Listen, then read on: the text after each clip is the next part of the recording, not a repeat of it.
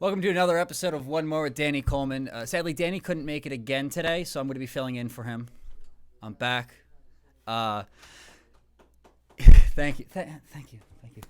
Today I have Brian from the Paper Jets. Yes, hi. And it's really exciting to have you because we're now pretty much going on a series of guests because we've started off with Renee Maskin and then went to see her live out in New Hope. Okay, Or yeah. Not, New Hope at John Peters, right? Yeah. And that show has been sort of the past three guests, essentially. Oh, yeah, because you guys had her on, then you the had Vaughns. the Vaughns, who actually went on after Low Light, and now you're having me from the Paper Jets, and we were the third full band up that night. Yeah. So Well, it's thank awesome you to have you for guys. thank you. You know that means that show did something right. If you're just mining guests from that lineup. Well, there's a lot of talent there to mine, so. Well, thank you. That's very very flattering of you to say. So, wow, I'm already blanking. So, you started music when? How did you get started? What instrument? I'll try and keep it to the quick-ish version, but when I was little, my uncle had this little like Hammond, it's like half the size of the room, but Yeah, this Hammonds are, Hammond, this pretty big. Hammond organ, yeah. He and I would go over there, and this was like 5 years old or something, and I would kind of pick out, like I'd play like Christmas songs, like just by ear. I'd just kind of pick it out. And then, my parents kind of got me a saxophone when I was 9 or 10 and, took lessons for like a decade or, took lessons for a little while, played it regularly for like a decade throughout middle school and high school. Right.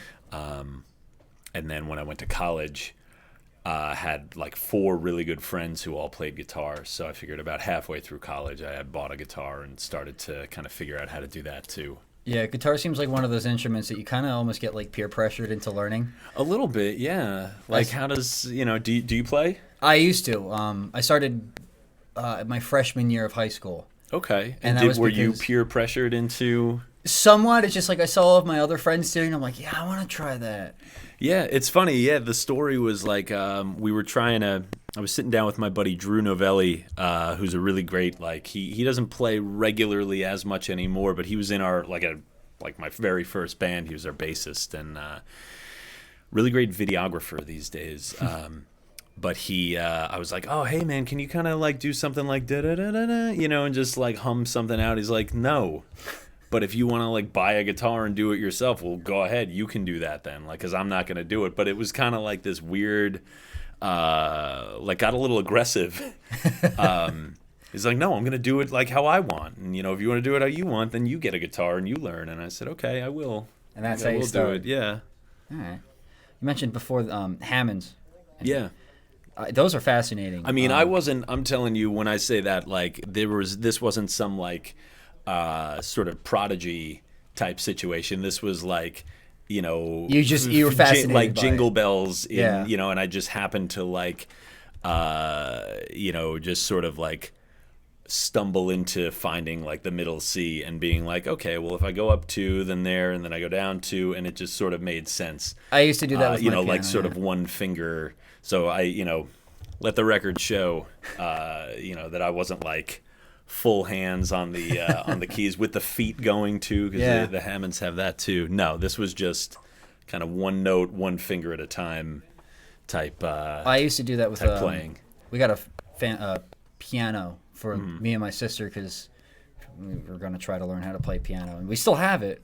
And I still do the same thing, just a few keys. I'm like, yeah, I can learn how to play piano, and then I just try even more, and I'm like, I'll just stick with playing around with cameras. Yeah. This is great coffee, by the way. Thank Oh, you yeah. for this. Yeah, This cheers. is fantastic. It's, we've upgraded from tea since last week. That's what I hear.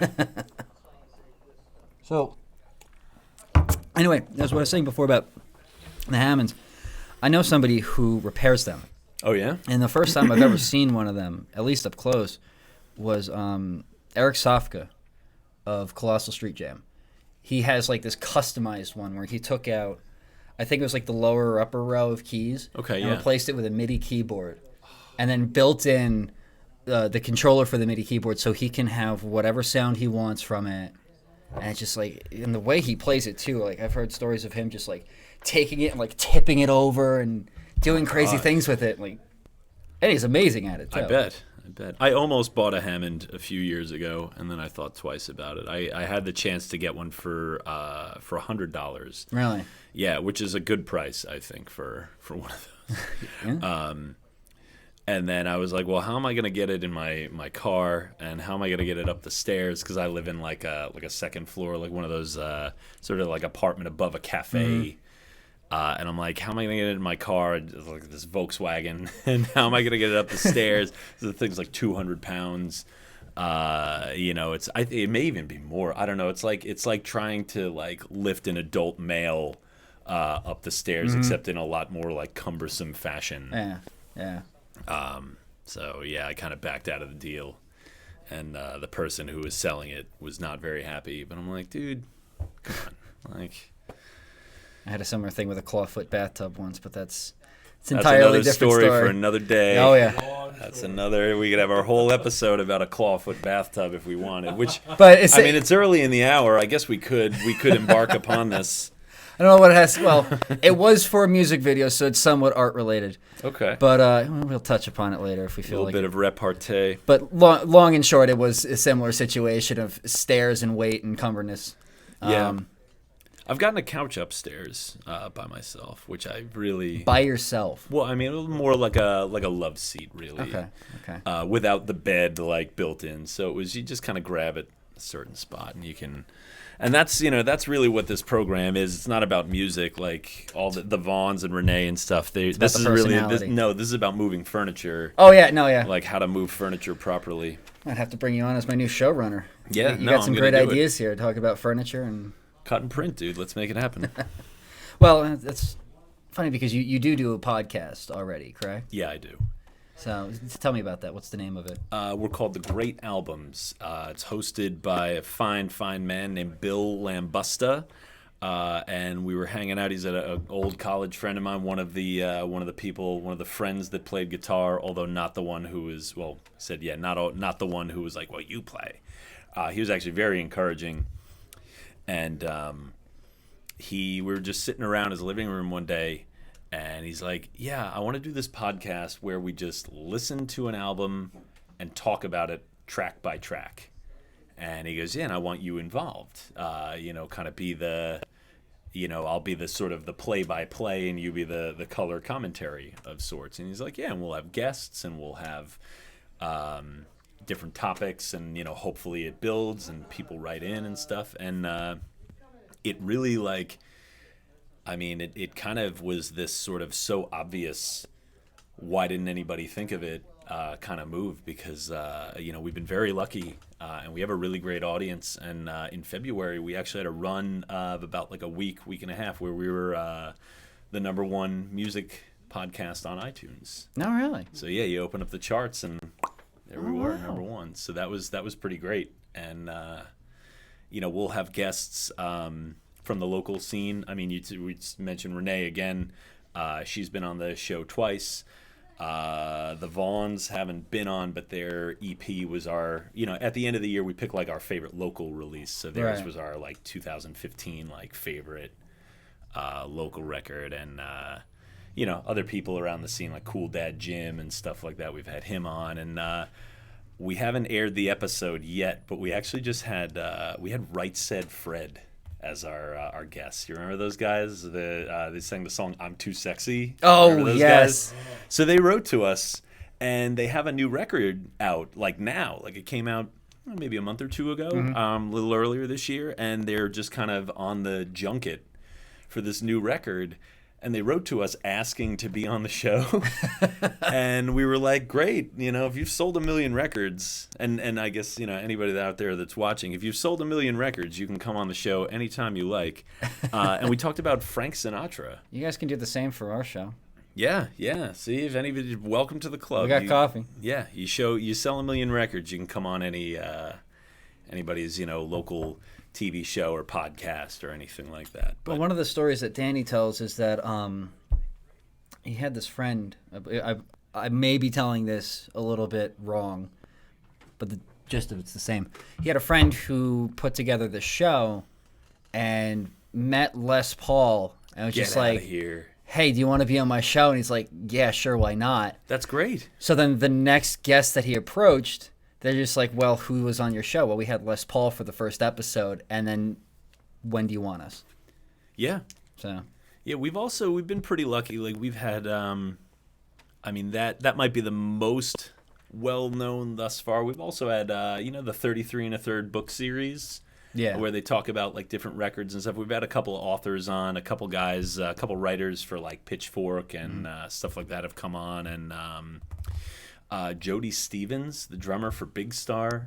We flew down to Memphis last year and went to his studio, and he's got a new record that's about a year old now, but he came on and stuff, and that was a pretty big deal because he's awesome and Big Star is great. So let me ask you this. We've had a couple. We mix in with like, some sort of nationals and some locals, and hopefully some that have sold 1 million records or more. Maybe that's the next step. So let me ask you, what would be your tip for success then? If you're getting, all these names on your show and you're traveling. Well, we had success is just kind of it's not. I would say success is measured by the person that's embarking upon whatever project they're deciding to take on. And we had a great local songwriter named Kate Dressed Up a few weeks ago. Oh, she's going to be on the show in the next 2 weeks, I believe. And rightfully, because she deserves to be as many places as will have her. And we were talking about Ockerville River and, about anything, about projects, about life and relationships and stuff as the discussions tend to go. And we said, really, success is like you embark upon something and you say, I'm either going to do this forever or I'm not. Okay. So success is... And that can be, when you meet a person, we've been in the same room a couple times. We just met today. We could know each other for the next 30 years. Sure. Yeah. Or this could maybe be the last, I hope not, but this could be the last day we see each other in person again. We still have a lot of podcasts to make that last part happen. Yeah, but things could be said. But the point is, we could chit-chat after this off air and, find all this common ground and be like, you can be invited to my wedding one day, like we could be like best friends. Who knows, an open bar, because it's where there deal will or be bust. There will be an open bar. Don't worry. Oh, I'm not getting married, but I'm just the hypothetical wedding. Yeah.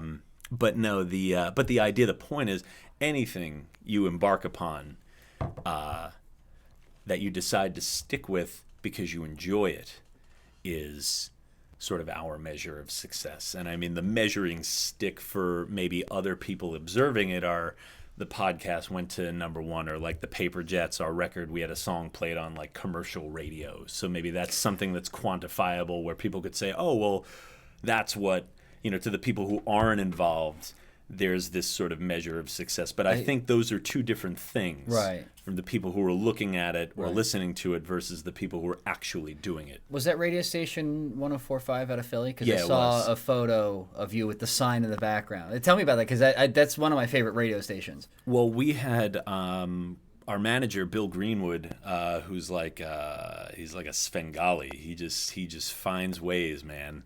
He reached out to them, and just somehow kind of we sort of finagled our way on air for like a quick interview and stuff like that on like a Friday afternoon, sort of drive time. They have this like Live at 5 sort of program. Sort of finagled our way onto that. And then we gave them a copy of our record. We gave Wendy Rollins, who's also been a guest on the podcast. So we all kind of, everybody intermingles, and we gave a copy of this record. It's called "We Are All Strange Friends." It's our most recent full length, but not for long. We gave her a copy. We told her what the single was, and she's like, "Oh no, I already listened to it. That's not the one I like. I like this other one," and called "Cooking Up an Accident." And so, like the next week, we tune in on like Sunday. on like their like new music show, and it's all of a sudden we have our That Thing You Do moment, and then and then it happened again. And we're like, oh my God, this is amazing! And then but it was only on for like 2 weeks, and then it was just off. But it's 2 weeks more than I've ever had. yeah, but it was great. It was an interesting. It was an odd experience because like it was something we all sort of shared separately together. Because like I'm like just sitting at home at my house, and like everybody's just sort of in their own separate places, just kind of like quietly like pumping their fists, like yes, we did it. And I guess maybe that would be, that's in our press kit. So, if somebody wants to, so, when we go and like ask, Pete for a show at the yacht club, it's like, oh, well, okay, here's something these guys did. That might make me want to like have them come here.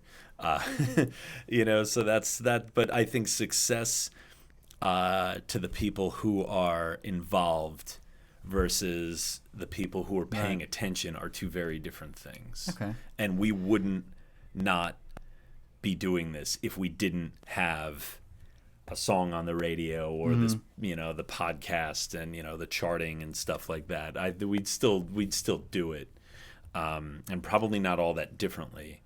So yeah, that's kind of my take right there. So you mentioned before that's your only full album for now. Tell me, you got something in the works? Yeah, well, we released I guess you could call it an album. We released an 8-track album, not an album on 8-track, but an 8-song record. The hipsters will buy that. I know they totally will. It's available only at Rough Trade in Brooklyn. But no, we had this 8-song album in 2009. Called Face Forward, and then kind of took a bit of not a break, but we just sort of figured out like we decided to form a band, then we recorded, and then we had to figure out how to be a band. And so this one came out in 2014, and we did a bunch of tours like around the country, up and down the coast, like out to the Midwest, and played a couple of small festivals, and did the legwork. Right. Did the radio promo, obviously. And, after that, kind of decided, like, yeah, we should find some time and make a new record at some point. And so that's what we're doing. That's why we haven't really been out playing quite as often as say, like a band that just put a record out. So I've been listening to your EP recently. Okay. And I noticed that there's one less song on the back than what there is on Spotify. Oh, yeah. It's on there. It's like a little hidden track. Oh, okay. But it's, that came out in 2015. So that was sort of our quick little, like, oh, yeah, let's just toss something else out there. Because it might be a little while till the next one. And that hidden track is actually my favorite from the EP. Really? But I want to talk about this album cover because this was the first thing that I noticed about it and I actually used for the advertisement for this episode. Yeah. Is here, Nash, get a shot of that. The face on the moon. Mm-hmm. And that really confused me for a little bit because there's a very prolific and famous filmmaker who's considered the pioneer of narrative films named George Méliès. And his most famous film is A Trip to the Moon. And I'm sure everybody has seen that iconic face in the moon with the rocket in the eye. Yeah. And when I saw that, that's the first thing that I thought of. That is a public domain image. Is it really? Yeah, that was kind of worked into the artwork by our drummer, Frank Lettieri Jr., who's kind of an exceptional graphic designer. Yeah. And had thus far done the artwork for all our records.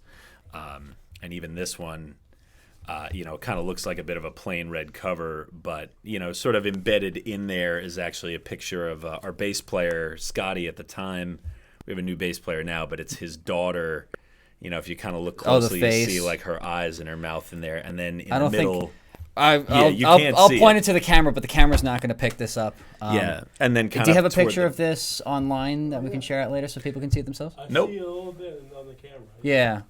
But it kind of looks like a bit of a plain sort of cover, but it's not. It's got some things in there, and there's a picture of Frank's family kind of toward the bottom, and the inside Very subtle. has sort of similar things. And the back has got some stuff too. Yeah, so there's sort of little things in there, little like pictures and memories and stuff like that. So, Well, because it's called "We Are All Strange Friends," so just the idea of like kind of being very subtly sort of connected to everybody.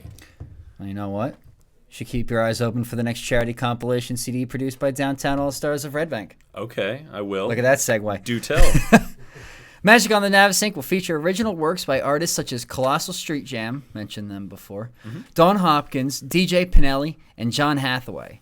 Music on the Navsync is being produced to benefit Red Bank Elks Lodge 233 veteran support programs.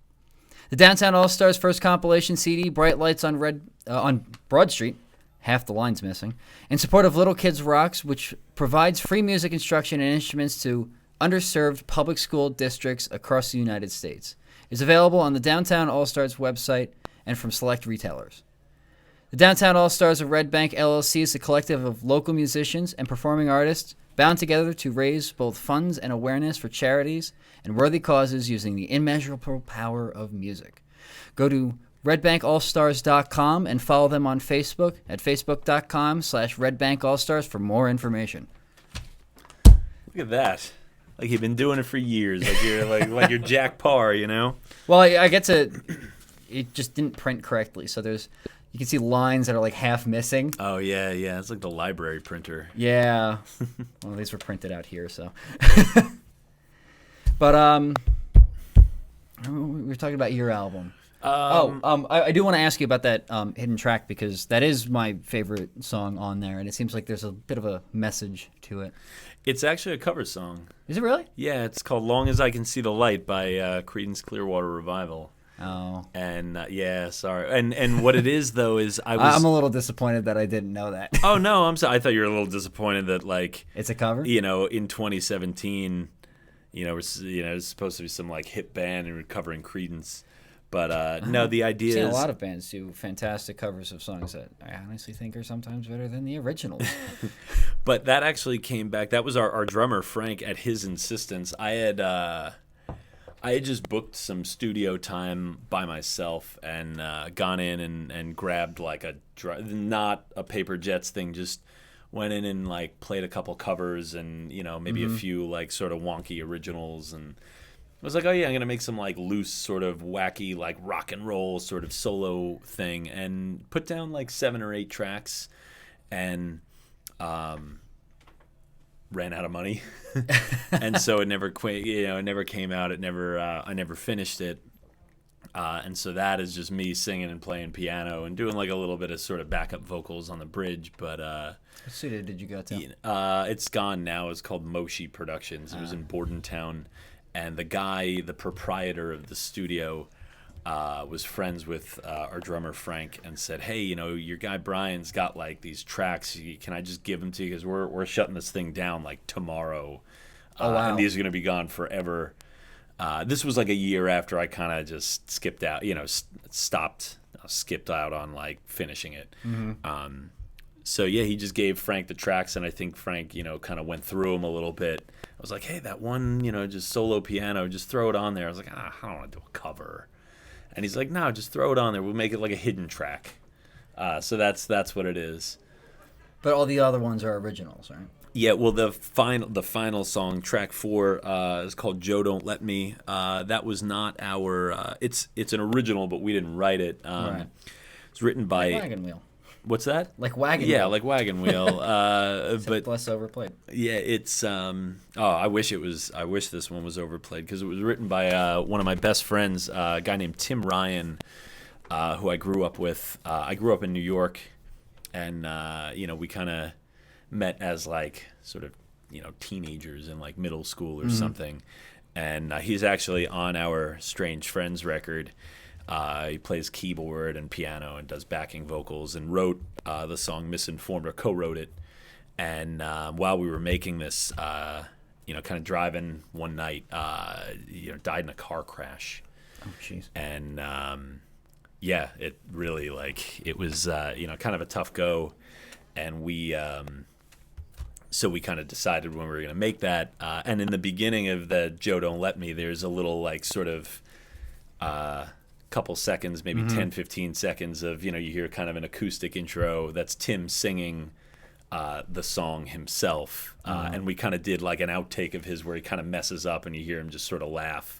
And then it goes into sort of our version. So we find ways to kind of continually, remind people that he was, he was briefly in our band and a great friend. And if he was still around, he'd probably be like right here. He'd find his way onto this show. We have a note. Yep. Don't let the camera see you, Matt. Yep. I'll come to you. Jeez, ruin my cameo appearance, Matt. Lindsay S says hi.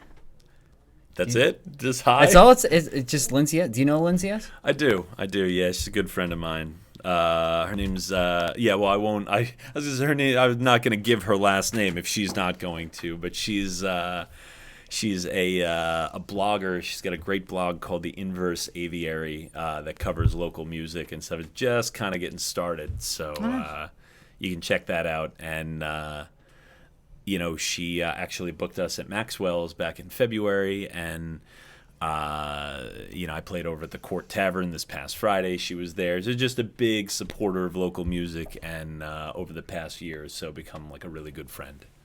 So. You said she has hi to you too, blog? Lindsay. Yeah. Well, if you have a link, send it to us.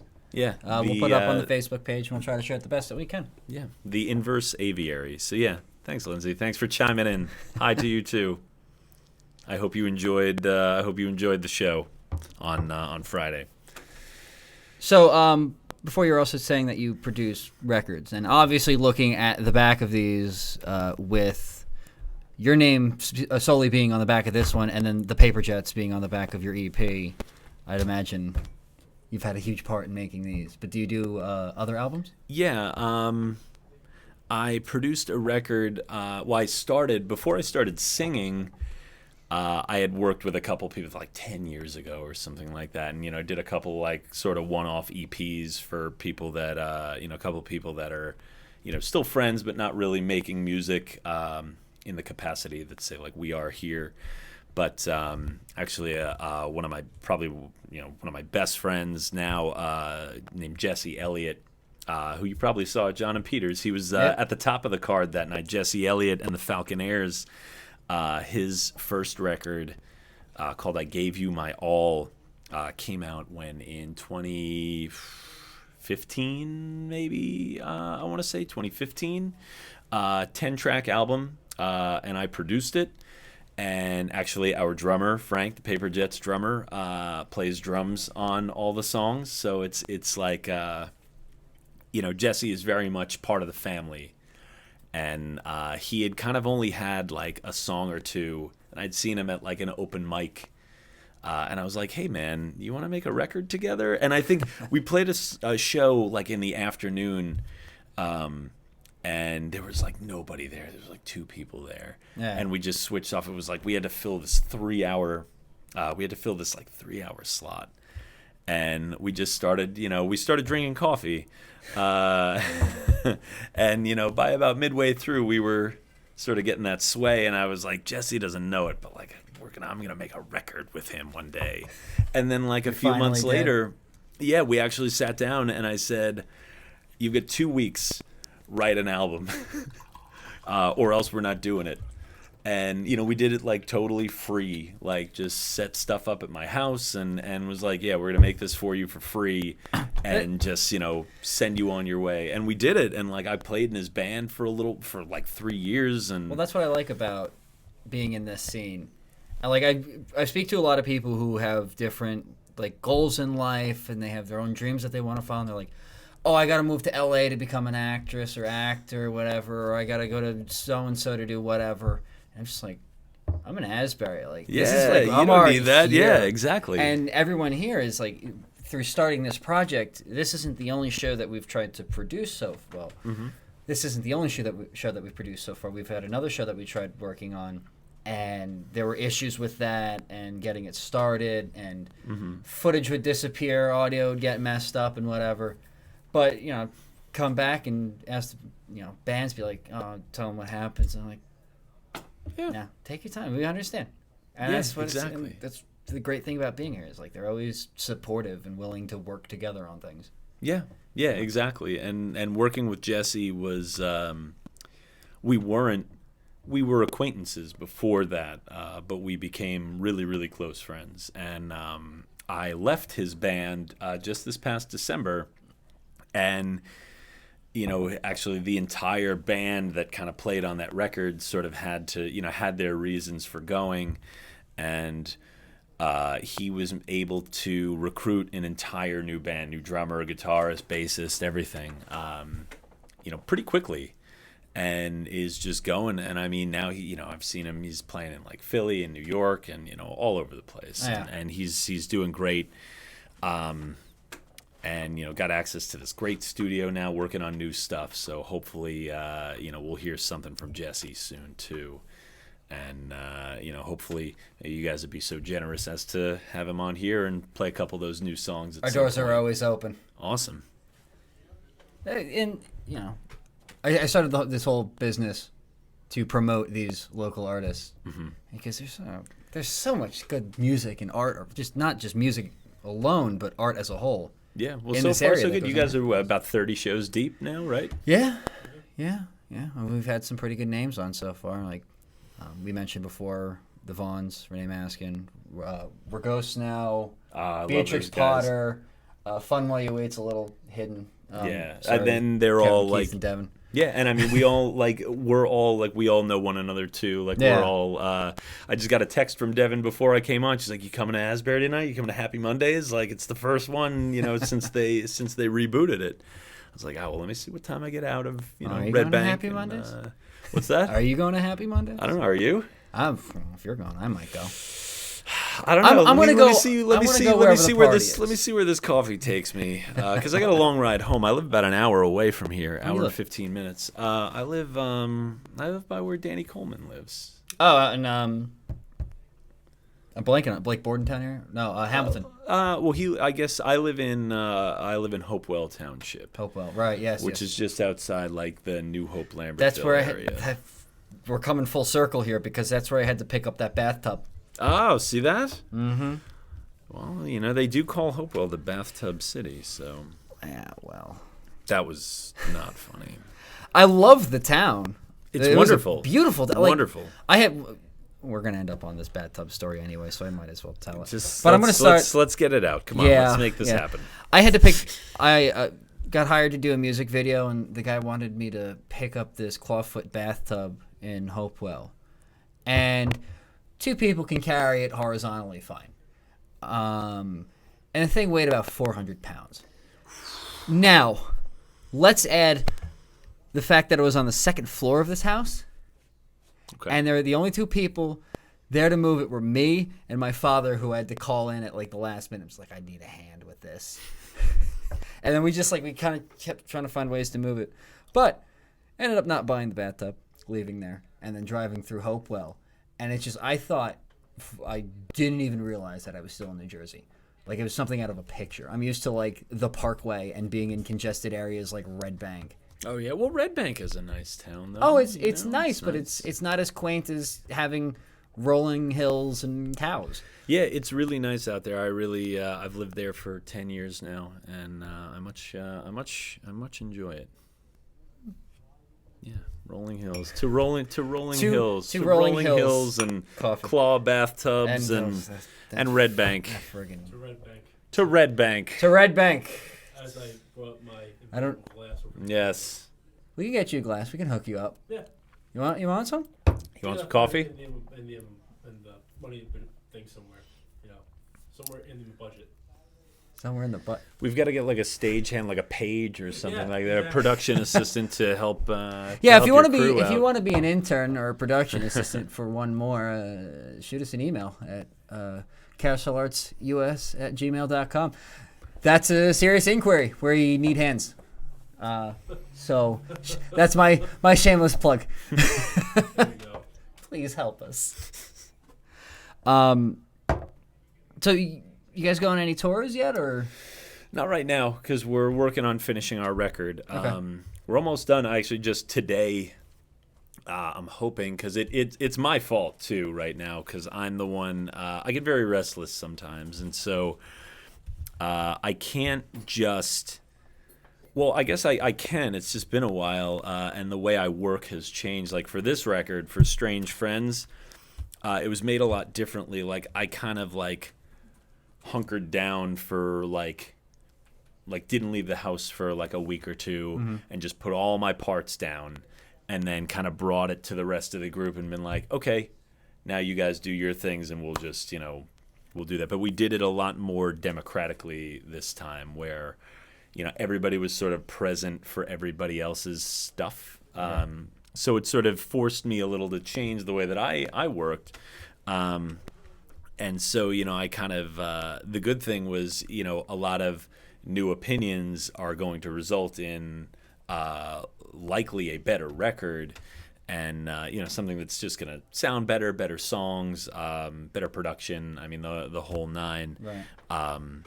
But, I just sort of get a little distracted. Like if I'm able to, kind of just get in there for, a decent amount of time, I can just kind of focus. But then like if it's like, oh, somebody else is up and someone else is up, I just kind of go elsewhere. So the point is like it's my fault because the vocals are the last thing really. I think we have like one guitar part that'll take like an hour, but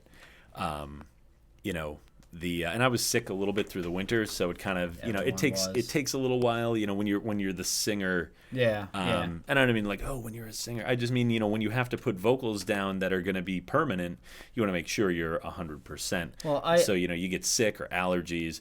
I can certainly understand that because I do karaoke every week. Yeah, and though it's not the same as producing an album, I gotta, Yeah, you want to make sure gotta that impress people. Yeah, but you want to make sure that you're in full voice. So it's not just like coming in and playing guitar or playing bass, which is very difficult to do the right way. But you can do it with a sore throat and not have to worry. So like that kind of put me out for like February and March. And so we kind of only really started vocals recently, but we've been making our way through. We're about a third of the way done. So I'm thinking like 2 or 3 more sessions. And by like, mid to late this month, May, we should be wrapped up. So I think you already touched upon it with that last answer, but what is sort of the creative process like for you guys? Like, do you kind of collaborate on everything? Do you kind of write your own individual parts? It's evolved over time because we've been a band for a long time, and even Frank and I, the band started when we were in college. We met at the college radio station, and What college? Rider University. Oh, okay. And we met at the Rider University radio station, and our senior thesis, our independent study, was to make an album with consumer equipment, and this was about 12 years ago. So It wasn't like you could just, consumer equipment, every Mac comes with Pro Tools now. No, this was like a Boss BR8, like sort of digital, what is that thing, not the floppy disk, not a zip drive. It was like a floppy disk, but it could hold more stuff. Right. I know what you're talking about. I just don't. Is it a zip drive? Is that what they called it? Maybe. Like a zip disk or something like that. It was like just a big floppy disk. It was a real pain in the neck, is what it was.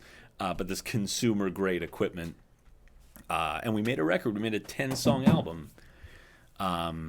But it was some songs he wrote and some songs I wrote. And, when, as the band, it was like, oh, yeah, we just bring completed songs. But now, like, I'll just kind of bring, half a song and let everybody else finish it. Or, everybody will kind of just figure it out on the fly based on an idea. So you bring, like, a seed for them to water. Yeah, it's been a long time. I don't remember the last time I brought, like, a completed, like, hey, guys, can we just do it? A to B and be done. And even when I've done that, they're like, well, how about we just do that? Like now it's just everybody's hands are all over it. And as I said, the result is going to be ultimately probably a better record. So, getting a little distracted right now. But I hope you noticed these delicious pastries. I do. I do. And I know where they're from. And just to clarify, and I feel safe we have to do this every week, that's not an egg. That's a peach. Really? We spent weeks avoiding them because we weren't sure until and I think for a while they just had like solid like semicircular pieces that looked like an egg yolk. Really? It's a peach. It looks like an apple. Oh, it used to look like an egg. I've tasted it. It actually tastes like a pear. We avoided it. We it avoided could be it a for pear. weeks. We avoided it for weeks until Matt took a bite of it and just went, "This is really good. Wow. It's a peach." I was shocked. Like, wow, that's not an egg. That's Yeah. peach. Why would Hey, it there be wouldn't be an issue. Why would it be an egg? I can kind of see that. I can kind of like if it was like a cooked egg.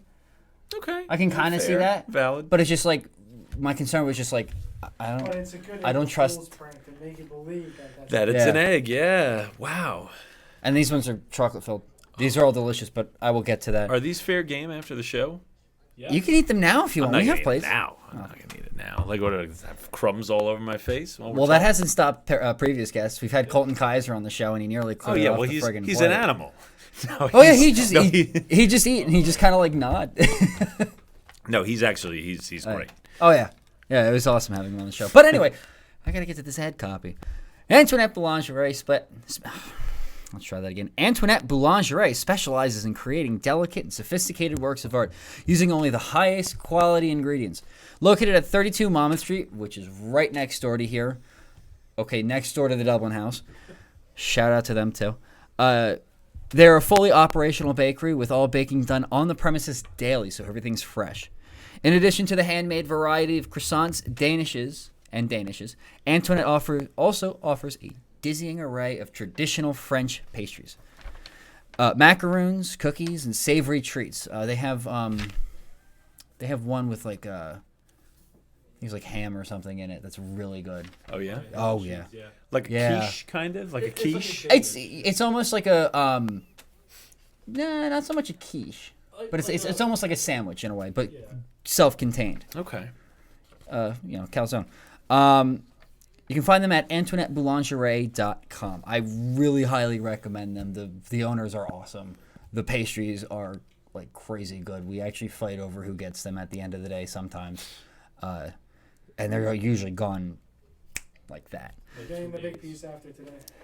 Well, look, we have 2 boxes today, so you can each take one home if you want. Let's not get vicious with this. I want to do a political debate. Oh, No, not again. Colin's not on the show this week. Darn. Last week we had Colin on, and I hate to give him because that's how we met. We were at Megan O'Shea's backyard show, and it was like came down to like a handful of us, and I was sitting there, and me and Colin were like both drunk or whatever, just talking politics with each other. Oh goodness. And I'm like, it was very civilized. I'm like, I like this guy, and then, but knowing him in that regard, last week when he was on the show, I had to be like, you got to keep it apolitical. Yeah. And then at one point, he like started building up towards this whole thing towards Christie. And I'm like, no, God, no, here we go. no, And I'm no. like, I'm slowly slumping over on the table. And he goes, you got to fix your roads. They're terrible. I'm like, okay, that's the worst of it. So That's not. I mean, that's just a plain old truth. And I'll Oh, get yeah, there. yeah. I'm not going to get super political because we talked a little off the air. And I said I much like history and things like that. Yeah, But we will not. political history in we will America. not. Yeah, particularly political history. But we won't go there. Oh yeah. Well, there's a lot of history in this state, and I have a piece of it right here. Yeah. What is? Yeah, we're calling out Coolstone again. Well, right now it's a character known as Coolstone because Matt left his sunglasses on it one day. Clearly. But this is a piece of a historic building up in Parsippany, Morris Plains area. Okay. A building known as a Kirkbride. 140-year-old building, and the state's just like, nah, we're gonna get rid of it. What? And it was like they're like it's beyond saving. You can't restore it, Okay. which wasn't true.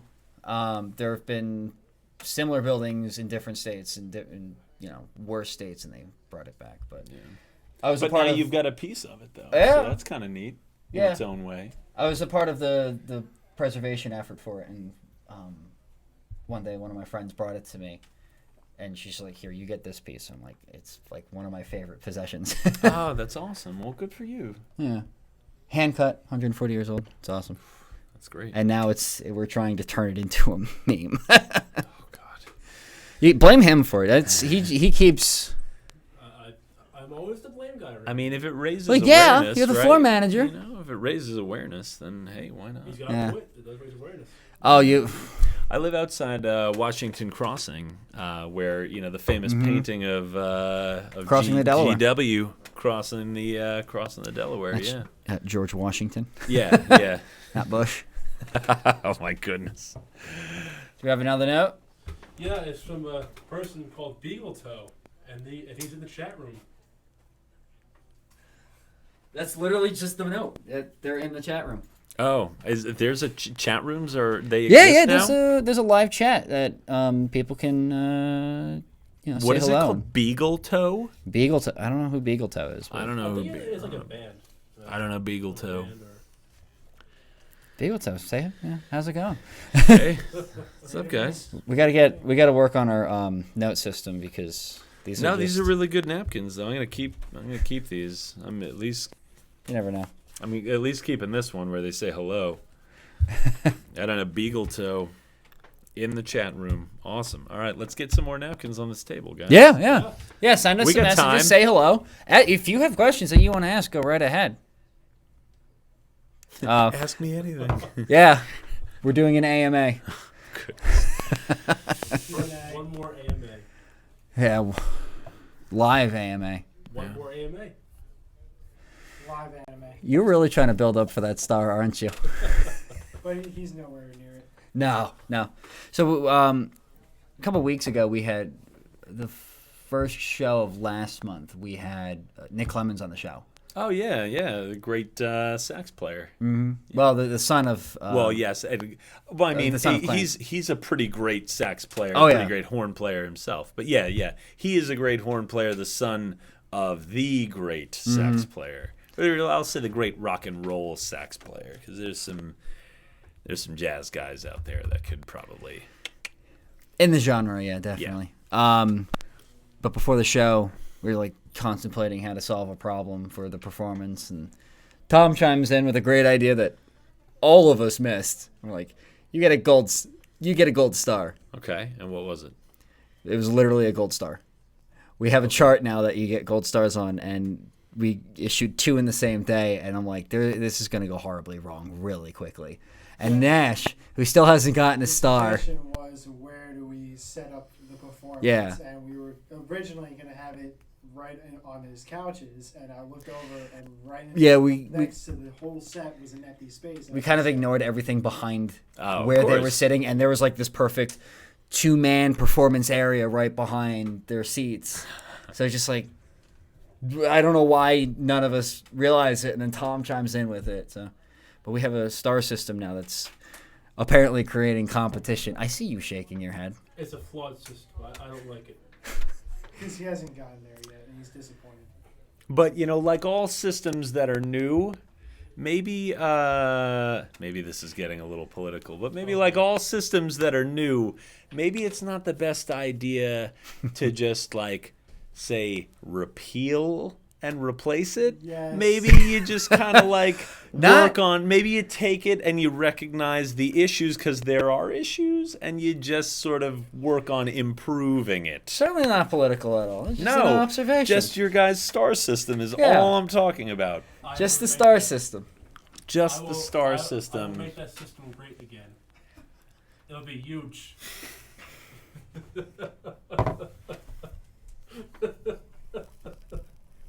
Oh my god. I Okay. need more coffee. Yes, here you go. I forgot to do the thing. No, I actually have plenty right now. So, Well, I do you want some more? no, I'm good. I was gonna do something. We had this whole bit set up, but apparently I forgot about it. But I want to do a shout out and promote some upcoming shows. Ignore the cable. I'm plugged into my camera battery right now. Oh wow, that's convenient. That's heavy duty. Oh, yeah, like this a is- car battery. This goes on the back of that camera over there. Wow. That empowers it. and it has a USB thing on it, so I don't need one of those power banks. I just walk into bars with like it tucked into my jacket pocket. Wow, that probably gets you, like that gets you probably more than one date, right? That's like you're just like No, hey, people what's get up, guys? concerned. Like, People get concerned because I got this stuffed in one pocket and this in the other, and they're like, and "Why is there's this a dude wire. wrapped in wires?" Interesting. So I swear it's a camera battery. it gets some laughs out of people when they realize. All right, so coming up on May 4th, we have Lev and the Yolks at the Saint. I love them. I played with them in Long Branch last summer. Oh, really? Yeah, they're great. I've been meaning to check them out. Definitely check them out. They were at Langosta with the Mercury Brothers over the weekend. Great. And I just missed their performance. Then, speaking of the Mercury Brothers, at the Chubby Pickle on May 5th, 9 p.m., the Mercury Brothers, Phoebe Nicks, and Foes of Ferns is going to be playing there. I love Matt. I love the Fern, Foes of Fern too. That's good because on May 7th at 8 p.m., Foes of Ferns is also playing with, I have no idea how to pronounce that, and a band called Girl. Let me Here, see. you take a look at it. The one with the red line underneath it.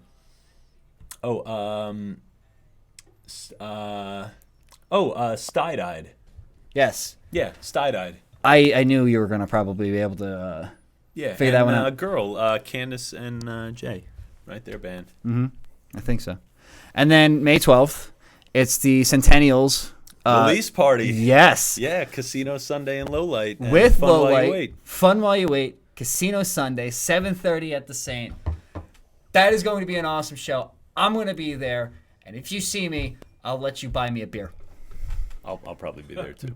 I'll let you buy me a beer then. I'll buy you a beer. Anyway, I completely missed the bit that I wanted to do. Yeah, I'm sorry, by the way. I just get very like enthusiastic about like shows sometimes. Like, oh, they had that show. And Well, those maybe it guys is a and good stuff. thing that I missed it then, because you probably have just been shouting from here. No, not at all. I love them. Yeah, sorry. Just continue. Things happen. Well, the plan was to run into the other room to another camera that's set up in the storefront, but we got a little too carried away with our interview. So, who have you seen recently? What have you been? What have I been doing? Yeah, Like, well- what? Just how's things? What bands have you seen? That's too generic of a question. But what bands have you seen recently? Local or famous? Which one's going to be more interesting?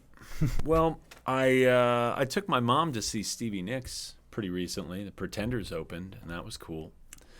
That was at the beginning of April, about a month ago. We went up to Newark, and Stevie was playing, kind of sort of half stories, half songs. And she actually mentioned a pretty neat story where she would say, like, when she was, she was like waiting tables and stuff and playing in a band with Lindsey Buckingham that was not Fleetwood Mac yet. And she said when she got into Fleetwood Mac, they sent a black limousine for her that kind of like whisked her away, and she was really excited about it. And then she, but with each subsequent like album and tour, it was like she'd come back off the road or come back from the studio and try and like kind of build up a little life and, maybe start like engaging with her family or seeing somebody or just, doing things around her house. And then this black limousine would come and like take her away, and everything would sort of have to start back over again.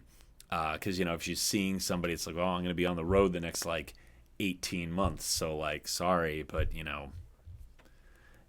1977, so there's no like, oh yeah, text me when you get to the airport. Yeah. Like, it's like, no, like we're probably just not, I'm not going to be able to contact you. So, and she told a lot of stories, and some were a little bit, just talking about like how she got inspired by like the Twilight movies, and I was like, okay, skip. But that one I found like a real sort of sadness and kind of a sad sort of profundity to that, because it sort of measures out, with my own goals with the Paper Jets in our own way, and that's not to. Because what I took from that story, though, ultimately at the end is, even though it was kind of sad because Stevie's saying, oh, yeah, well, it just sort of took me away from this life that I was trying to make. but it was taking her to this other life that she did make, and she had a choice the entire time. She had a choice. She could stay, she could go, and what I've said to the other guys in the Paper Jets, Frank, Mike, and Scott, is let's get to a point where we have the choice, where we can say yes or no thank you.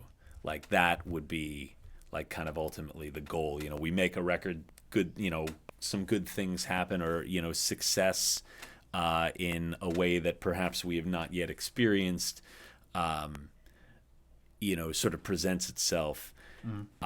It would be my goal for us to sit down and have the option to say yes, let's go, or to say, you know what, no, like this is fine, and we just keep doing it, or we just say, you know what, no, let's, like, we've gotten here and let's leave it there.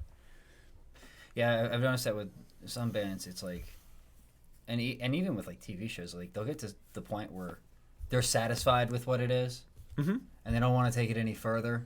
And then some will just carry on and just basically turn it into something far from what it used to be, and just kind of milk it at that point. Yeah, and I mean, we're a vastly different band than we used to be.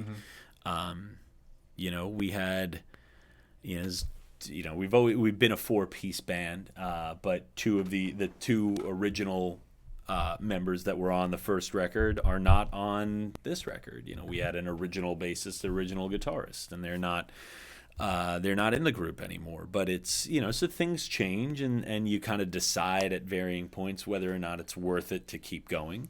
But yeah, I think ultimately the goal is to say, yeah, let us decide. Let's not just be like, oh, well, I guess, we're bored or we hate each other or something. That's silly. Like, don't lose that kind of perspective, but get to the point where we can say, let's like go. Being in a relationship, you got to keep it interesting. Yeah, like, and just say, okay, yeah, let's keep going, or you know what, let's just leave it there and keep it at that. Okay.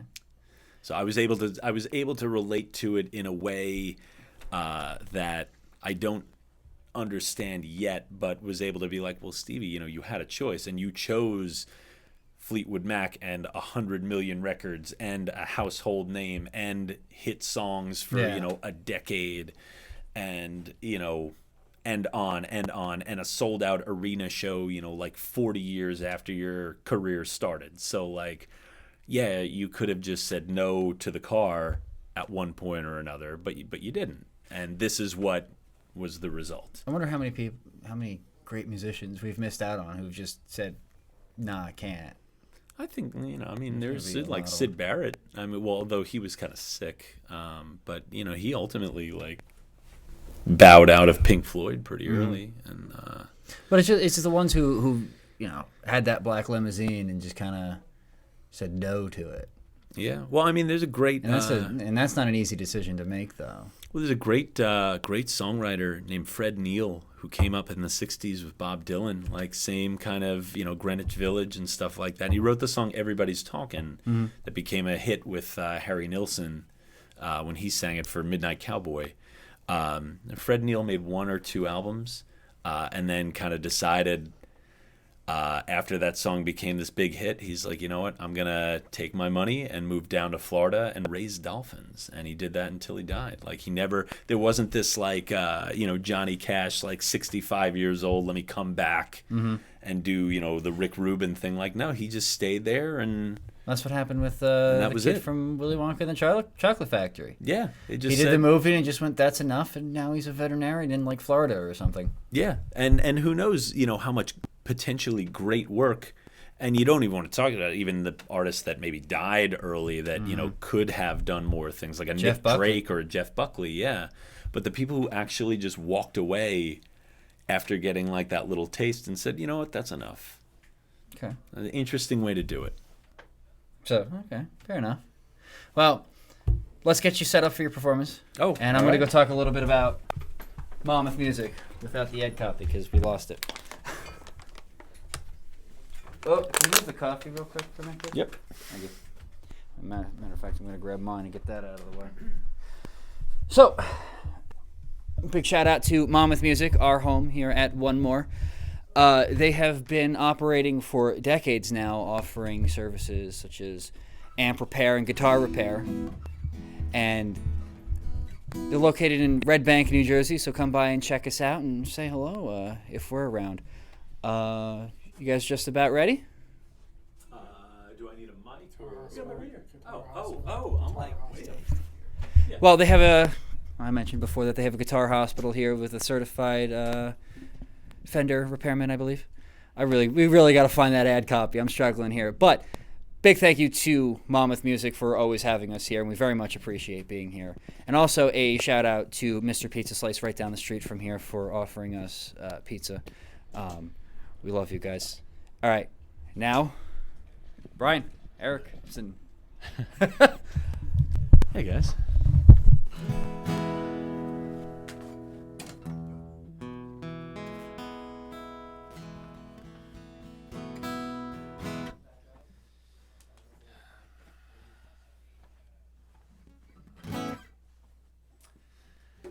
When I was little,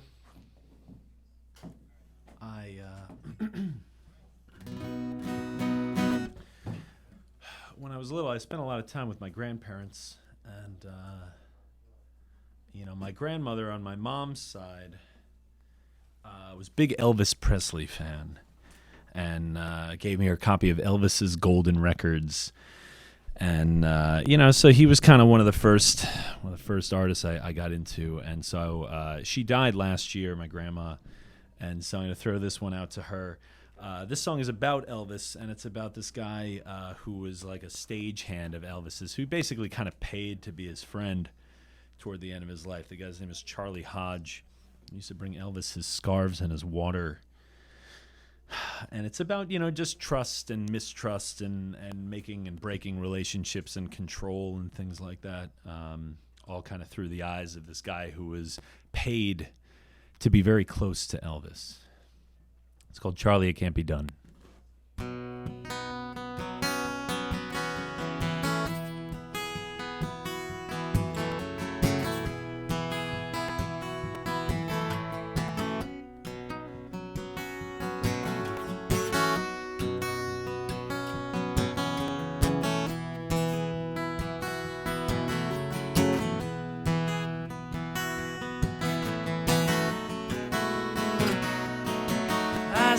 Charlie, it can't be done. I'm sick of being your best friend. No Kentucky County waitresses, no more Cadillacs and grits. I miss the summers back in Graceland.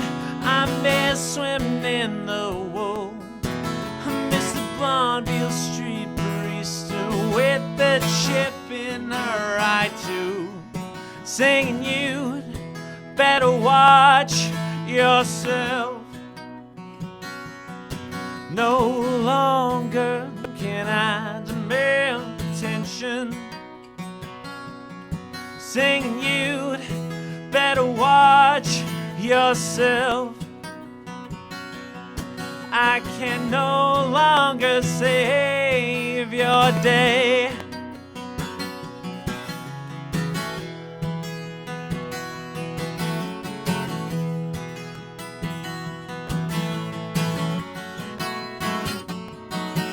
I said, Aaron, you need a yes man, someone to push the apple cart, someone to wipe the Vegas off your brow and watch your failing heart.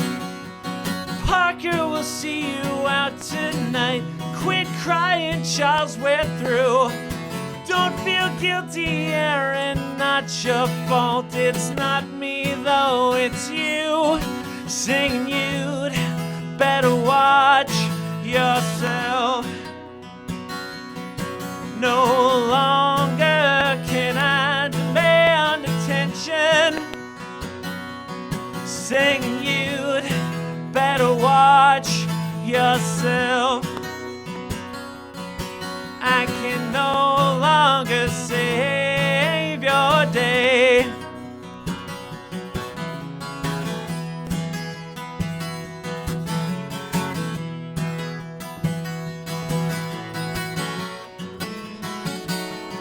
Singing you'd better watch yourself.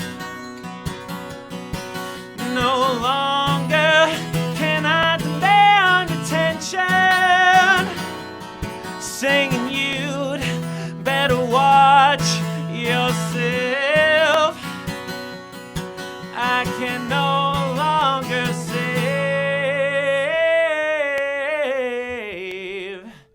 your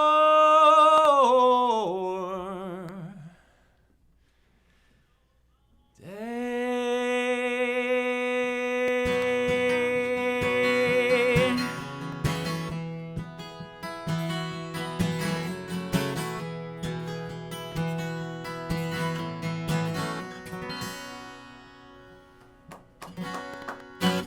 Thank you.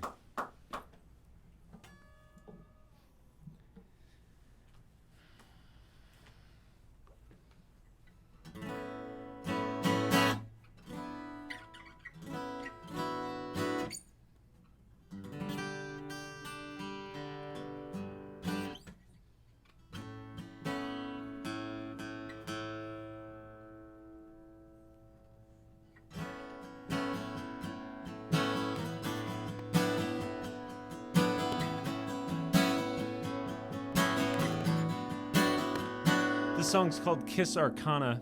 That last one and this one are both going to be on the new record. And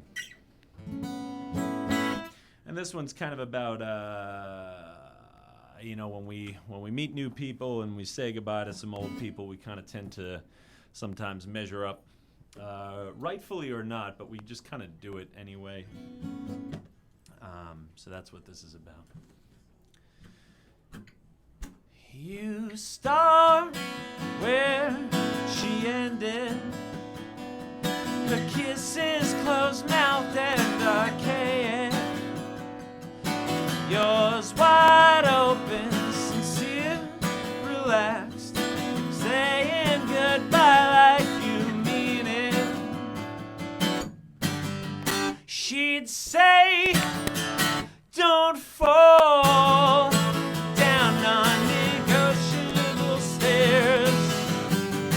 Reply, don't crawl, it makes you look so desperate.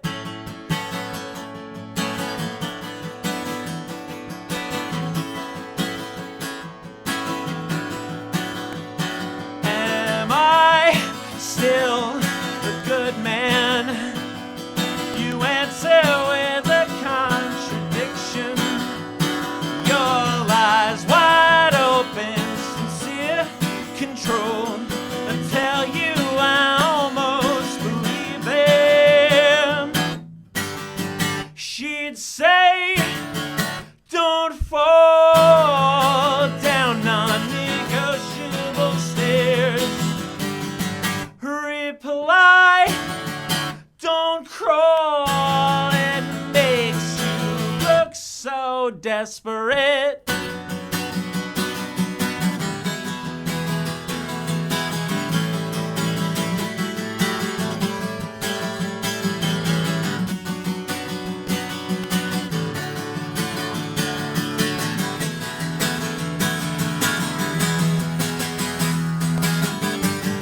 She'd say, don't fall down non-negotiable stairs. Reply, don't crawl, it makes you look so desperate.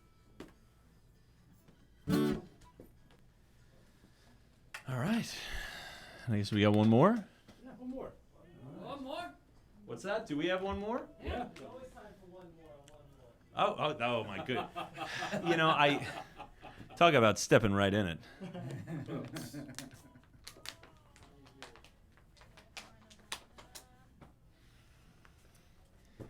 So we're gonna play that.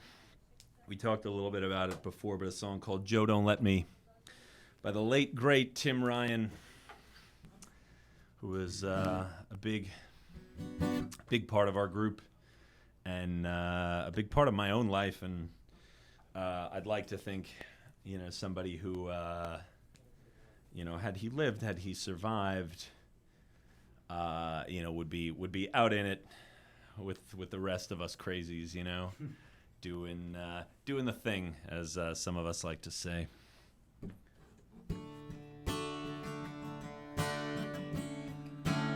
It was cool. We did a show at House of Independence in Asbury at the end of the year last year in December. And if you're not familiar, it's like a pretty nice new place, like a 500 sort of cap place. And his family was kind enough to let me play his guitar for that one. So it was cool. I got to play Tim's guitar on that one. So yeah, that was sort of a nice thing.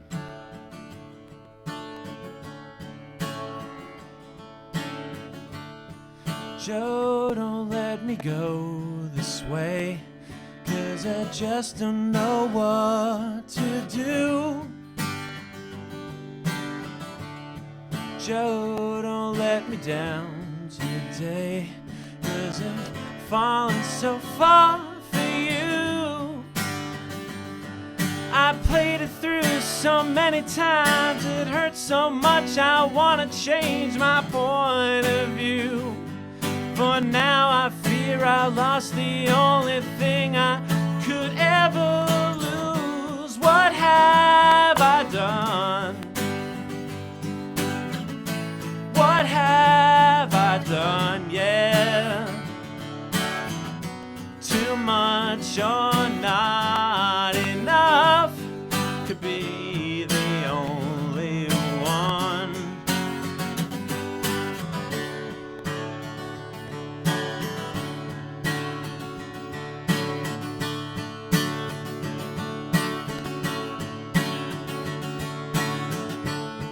Joe, don't let me go this way, 'cause these feelings are hard to find. Joe, don't let me down today. Out of sight, don't mean out of mind. Although I might not want to hear what you have to say no more. To know too much, I know, can't be as sad as to be unsure. What have I done? What have I done? Yeah. Too much or not enough to be the only one. I made mistakes. I made mistakes, yeah. Or has there never been a love for us to make? A love for us to make.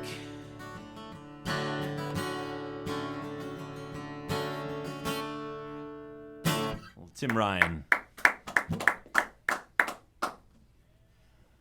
out from the other side of the camera. All right.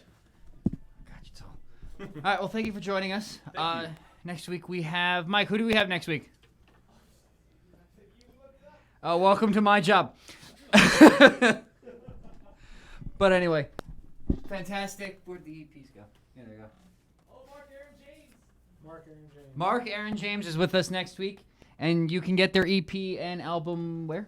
Everywhere. ThePaperJets.com, Facebook, Twitter, Instagram, all that stuff. We're all over Bandcamp, Spotify, anywhere. And it's all The Paper Jets. The Paper Jets. Yep. Check them out. And thank you for watching.